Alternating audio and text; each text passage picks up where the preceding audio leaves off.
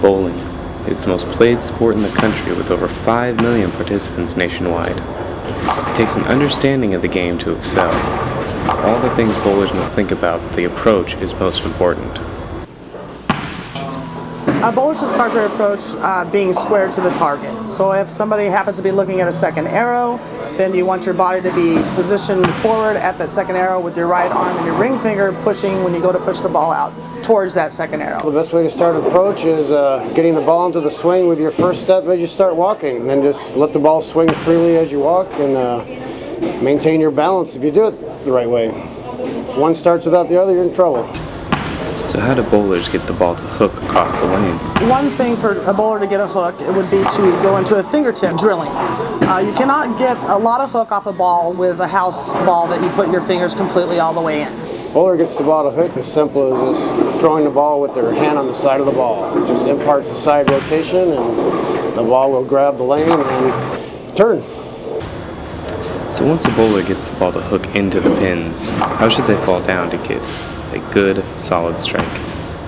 You want the ball to lay in the pocket of the 1, 3, 5, 9. If you can hit those 4 pins directly straight back, you will in turn 99% of the time throw a strike. The pin closest to you is the key pin. You know, if you hit that pin right with the right roll and the right speed, it's kind of a dominoes effect and they'll all fall down. It's a very simple game. Why is it that when people don't bowl well, I hear them talk about oil patterns? Oil patterns are the part that can make the game not so simple and make it hard to hit that head pin to make them fall down. It's a machine that they can program to put different units of oil on the lane. The lesser the units, the more traction there is on the lane. The more units, the less traction there is on the lane. PVA patterns are a lot more difficult than, say, our house patterns. House patterns are more built up like a Christmas tree, so to speak.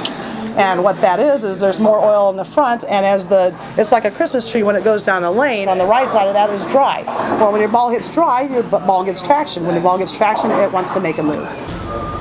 For those bowlers who have achieved perfection, what is that like? A very exciting moment, to be honest with you. It happened to be on April Fool's Day, and I was bowling a tournament up in Northern California, and my parents weren't there. I actually shot my very first 300 at 16 years old. And trying to call my parents and let them know was kind of a joke because I always used to give them a April Fool's joke, and of course they didn't believe me when I told them I did. Since then I've had 43 of them, so I've had a pretty darn good career. So why do bowlers take so much time to learn these things? Bowling's a great game. Thank you.